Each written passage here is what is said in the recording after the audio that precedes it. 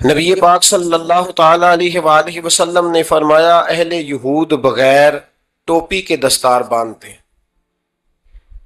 جب سر پہ پگڑی باندھتے تو ان کے سروں پر ٹوپیاں نہیں ہوتی تھی۔ فرمایا تم نے ٹوپی پر دستار باندھنی ہے، یہودیوں کی مخالفت کرنی ہے، تم نے اہل یہود کی مخالفت کرنی ہے۔ فرمایا نصارہ کا طریقہ یہ ہے کہ وہ درمیان سے مانگ نہیں نکالتے، سر میں جب کنگھی کرتے ہیں تو درمیان سے مانگ نہیں نکالتے، تم نے درمیان سے مانگ نکالنی، ان کی تم نے مخالفت کرنی۔ فرمایا آتش پرست یہودی اور بہت ساری قوموں کا طریقہ یہ ہے کہ مونچھیں بڑی رکھتے ہیں، داڑیاں چھوٹی رکھتے ہیں۔ فرمایا تم نے ان کی مخالفت کرنی ہے، مونچھوں کو پست کرنا ہے اور داڑیوں کو بڑا کرنا ہے۔ کوئی چیز کسی اور کی مستعار لے کر دین میں شامل کرنے کو نبی پاک صلی اللہ علیہ وسلم نے پسند نہیں فرمایا، پسند نہیں کیا۔ فرمایا یہ کام تم نے نہیں کرنا، تمہاری علیحدہ ایک شناخت ہے، تم مسلمان ہو، تمہارا اٹھنا بیٹھنا کھانا پینا چلنا سونا جاگنا حتیٰ کہ تمہارا نماز جنازہ بھی دوسروں سے منفرد ہے۔ تم لوگوں نے کسی اور قوم کی کسی تھوڑی سی بھی چیز کو اپنے معاملات میں شامل نہیں کرنا۔ اس کو کہتے ہیں دو قومی نظریہ، یہ نظریہ ہے، اسی کی بنیاد پر پاکستان بنا تھا کہ ہندو ایک الگ قوم ہے، مسلمان ایک الگ قوم ہے، ان کا اٹھنا بیٹھنا کھانا پینا ہم سے بالکل علیحدہ ہے اور ہمارا ان سے بالکل علیحدہ ہے، طرز زندگی طرز معاشرت معیشت کہیں ملتی نہیں ہندوؤں سے مسلمانوں۔ لہذا ہمیں ایک ایسا وطن چاہیے، ہمیں ایک ایسا وطن چاہیے جس وطن کے اندر مسلمان اپنے طریقے کے مطابق اٹھیں بھی بیٹھیں بھی چلیں بھی سوئیں بھی۔ نماز پڑھنے کے لیے وطن نہیں بنایا گیا کہ ہم نے اذانیں دینی ہیں، نمازیں پڑھنی ہیں، جماعتیں کرانی ہیں۔ یہ کام ہندوستان میں آج بھی ہوتا ہے، وہاں مسجدوں میں اذان بھی ہوتی ہے، جماعت بھی ہوتی ہے، تلاوت بھی ہوتی ہے، مدارس بھی ہیں، مساجد بھی ہیں، عربی ادب بھی ہے، سارا کچھ ہے۔ وہ پریشان کرتے ہیں، اس سے قطع نظر کرتے ہیں، وہ تکلیف دیتے ہیں، لیکن پابندی نہیں ہے۔ یہ سارے کام وہاں بھی۔ پاکستان نماز کے لیے نہیں بنا، پاکستان تلاوت کے لیے فقط نہیں بنا، پاکستان نبی پاک کے نظام کے لیے بنا ہے کہ کچہری میں حضور کا دین نافذ کیا جائے گا، اسمبلی میں نبی پاک کا دین نافذ کیا جائے گا۔ حضرت عمر فاروق رضی اللہ تعالیٰ عنہ کے طریقوں کے مطابق حکمران اس ملک کو چلائیں گے، اس لیے پاکستان بنایا گیا تھا۔ اب تو کوئی یہ نعرہ نہیں نہ لگاتا، کوئی جماعت بھی یہ نعرہ نہیں لگاتی جتنی سیاسی جماعتیں ہیں۔ حالانکہ پاکستان کا نعرہ آج بھی ہر آدمی کو پتہ ہے کہ پاکستان کا مطلب کیا، لا الہ الا اللہ محمد رسول اللہ صلی اللہ تعالی علیہ۔ لیکن کوئی بھی سیاسی جماعت اب اس نعرے کو لگانے کو تیار، بلکہ اس نعرے سے کامتے ہیں سیاسی حکمران، ان کو ڈر آتا ہے، ان کو پتا ہے کہ جب پاکستان کا ترجمہ لا الہ الا اللہ محمد رسول اللہ ہوگا تو سب سے پہلے ہمارے لیے مشکل بنے گی، ہمیں سب سے پہلے احتساب کے کڑے مراحل سے گزرنا پڑے۔ دیکھیں نا، جمہوریت کے لیے اگر پاکستان بنا تھا تو جمہوریت تو میں ہمیشہ کہتا ہوں ہندوستان کی جمہوریت آج بھی پاکستان سے بڑی مستحکم ہے، ایک دفعہ بھی وہاں ڈکٹیٹر کی حکومت نہیں آئی۔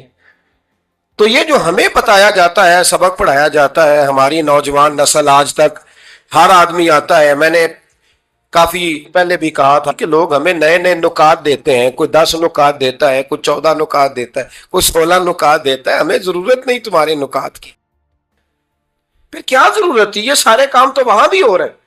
اس لیے میرے بھائی وطن کے نظریے کو سمجھے، وطن بنا تھا لا الہ الا اللہ محمد رسول اللہ صلی اللہ علیہ وسلم۔ اور اقبال جو بانی پاکستان ہے، جو مصور پاکستان ہے، جو تصویر دینے والے ہیں پاکستان، ان سے کسی نے کہا تھا کیوں پاکستان بنانا چاہتے ہو؟ ہم جو ایک ملت جو ہیں، ہندوستانی ایک ملت ہے، قوم ہے، تو کیا ضرورت ہے؟ تو اقبال کہنے لگے اپنی ملت پر قیاس اقوام مغرب سے نہ کر، خاص ہے ترکیب میں قوم رسول ہاشمی۔ نبی پاک کی قوم اپنی ترکیب کے لحاظ سے ہر قوم میں خاص ہے۔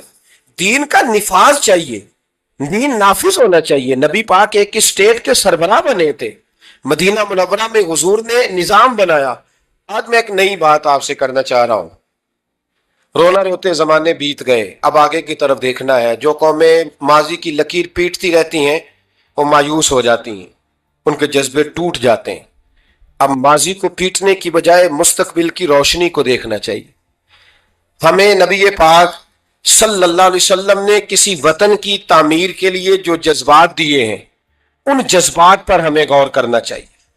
حکمران تو جو کر رہے ہیں وہ تو کر ہی رہے ہیں, اور جو وہ کریں گے وہ بھی سب کو نظر آ رہا ہے, اور ہمیں سمجھ لگ رہی ہے کہ آئندہ بھی کیا ہونے جا رہا ہے. ہم نے کیا کرنا ہے؟ ایک جملہ میں کہنے لگا ہوں, اگر کسی کو تکلیف ہو تو مجھے خوشی ہوگی. ایک جملہ میں کہنے لگا ہوں, اگر کسی کو پریشانی ہوگی تو مجھے بڑا ہی اچھا لگے گا. کسی بڑے آدمی کو پریشانی ہوگی تو مجھے خوشی ہوگی. وہ جملہ کیا ہے وہ سن لیں. یہ ملک حکمرانوں کا نہیں ہے, یہ ملک عوام کا ہے. اس لیے کہ حکمرانوں کے بچے تو یورپ میں رہتے ہیں, ان کی تو ٹکٹیں بک ہوتی ہیں. جب تک یہ اسمبلی میں ہوتے ہیں یہاں ہوتے ہیں, اور جب حکومتیں ختم ہوتی ہیں تو یہ یہاں موجود.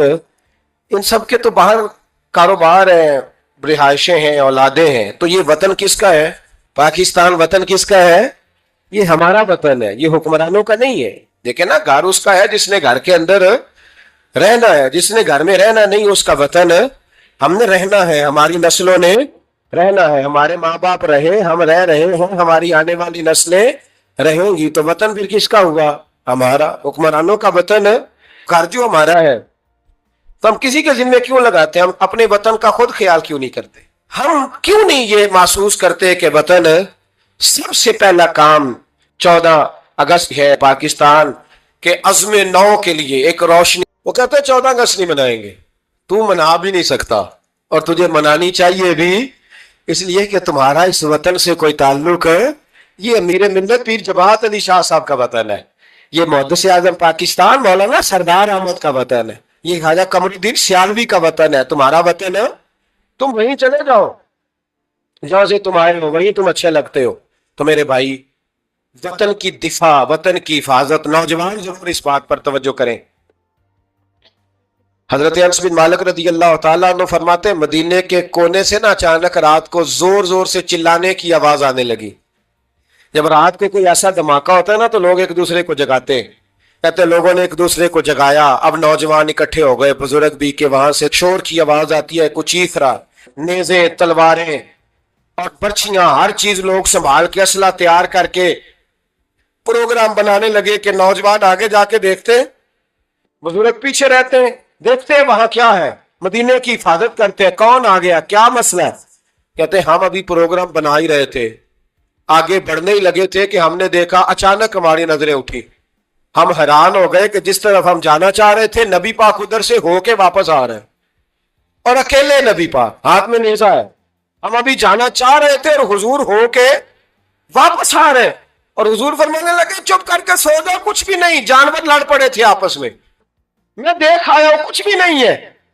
حضرت انس بن مالک فرماتے ہیں ہم غور سے حضور کا چہرہ دیکھنے لگے, اور پھر ہمیں سمجھ آئی کہ مصطفیٰ کو اس وطن کی حفاظت کا کتنا خیال ہے.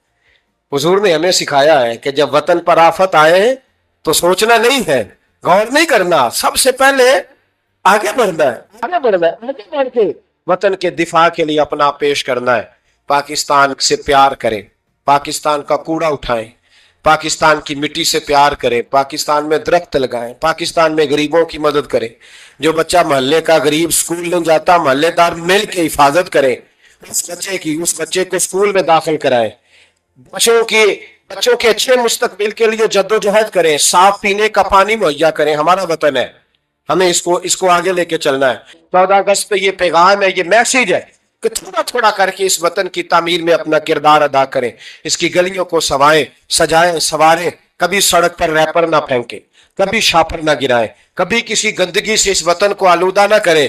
میرے عرب کو آئی ٹھنڈی ہوا جہاں سے, میرا وہی وطن ہے, میرا وہی وطن ہے. اقبال کہا کرتے تھے کہ حضور کو یہاں سے ٹھنڈی ہوائیں آئی ہیں, اس وطن کے لیے اپنا کردار ادا کریں. دیکھیں آپ اور میں کیا کر سکتے ہیں, وہ سارا کچھ کریں. میری گزارش ہے کہ کم از کم 5 بچے پڑھانے کا عہد کرے ایک بندہ, ان کا آپ تعلیمی خرچ اٹھا سکیں, تب کتابیں لے کے دے سکیں, तब कोशिश करें कि 5 बच्चे कम से कम, हो सकता है ऐसा, अगर हर पाकिस्तानी 5 बच्चे पढ़ाने का इरादा कर लेना तो लाखों बच्चे स्कूलों में दोबारा से चले जाएंगे, लाखों बच्चे। थोड़ा थोड़ा ख्याल करे।